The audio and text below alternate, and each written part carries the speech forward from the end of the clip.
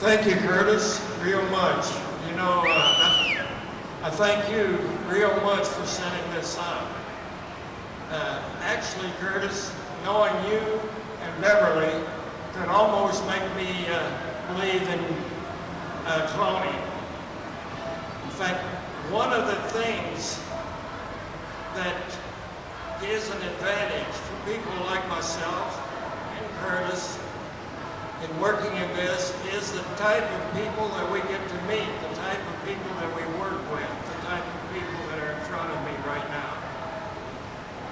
The problem with it, cloning bit, knowing my luck, it wouldn't be Curtis that got cloned, it would be Bill White.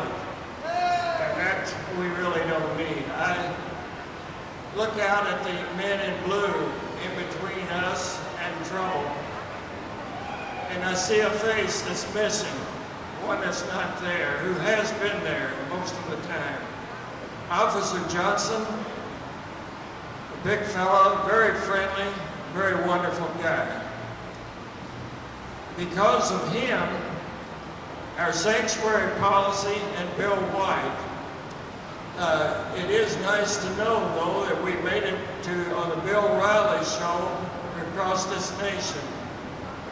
The lady sitting over that post, right over there, Geraldine Moore, pulled up a website for me about this Bill White episode and what he said about this issue. She has some flyers there that she's willing to give to anyone that will come along, and also we'll have some of my own flyers there that you can pick up. What we're talking about is illegal entry into this nation, illegal entry, crossing the borders of this nation and invading this nation. Understand, I did not use the word immigrant. Nowhere is the word immigrant to be found in association with those people. An immigrant is a very noble ring to it. These people, you cannot put illegal next to immigrant. Illegal means that you have committed an illegal act. This means that you have, in fact, committed a criminal act. This means that you are a criminal. You're illegal. We have three types of people coming across those borders. One of them we call terrorists. They are to be feared. They are deliberately intent on destroying our persons and our infrastructure. The other type of person that we have is people who come here as members of gangs, rapists, murderers, thieves, people like the man who killed Officer Johnson. But ladies and gentlemen, there is a third group, and I believe they are the most dangerous to this nation, and they are the most dangerous to our heritage, to our descendants, and to us.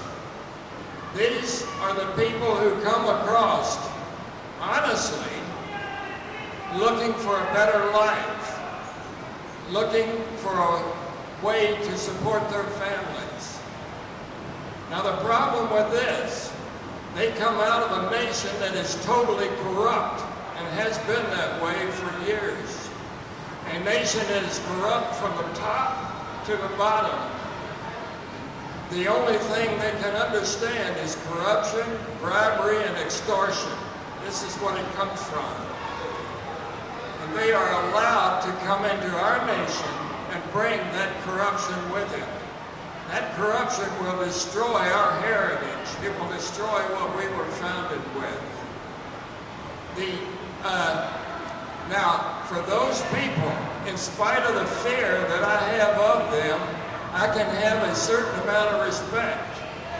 The people, there's another group that I have no respect for. In fact, I have hardly anything but contempt for.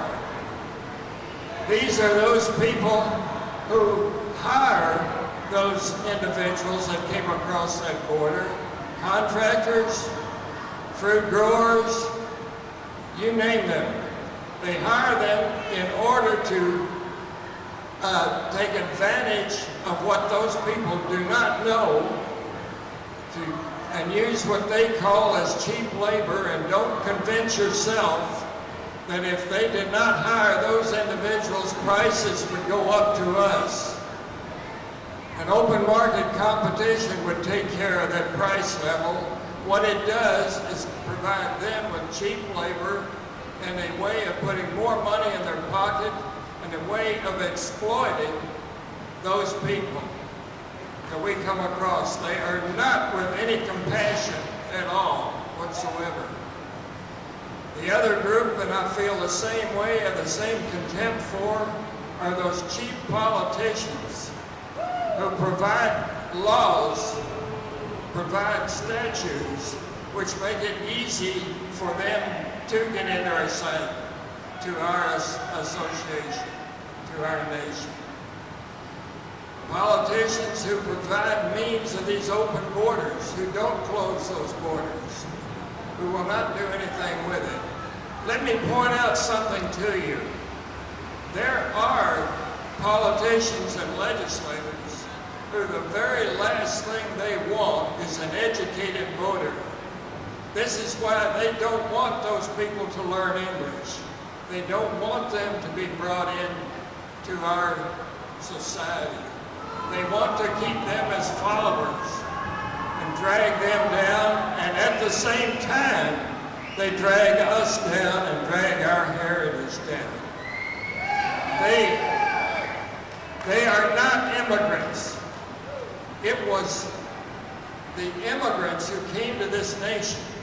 Our forefathers who founded this nation did not come to this nation looking for wealth.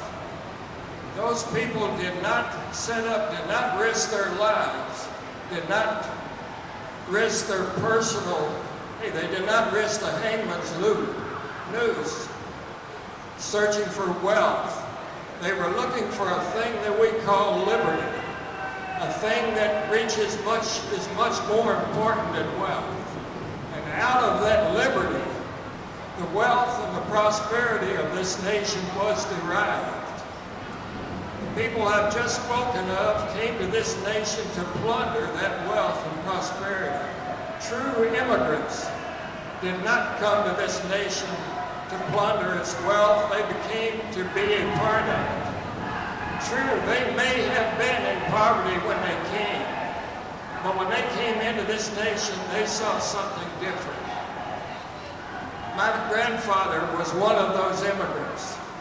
When he stepped off of that ship with his Irish parents, he looked around and he saw a nation where the language was common, where people worked together. They had their differences, they had many differences, but with honesty, with integrity, they worked through those differences. Also, they had another thing, a respect, an appreciation for law, appreciation for law and an understanding why law is necessary in a decent society. What law am I talking about? I'm talking about this, the Constitution of the United States of America.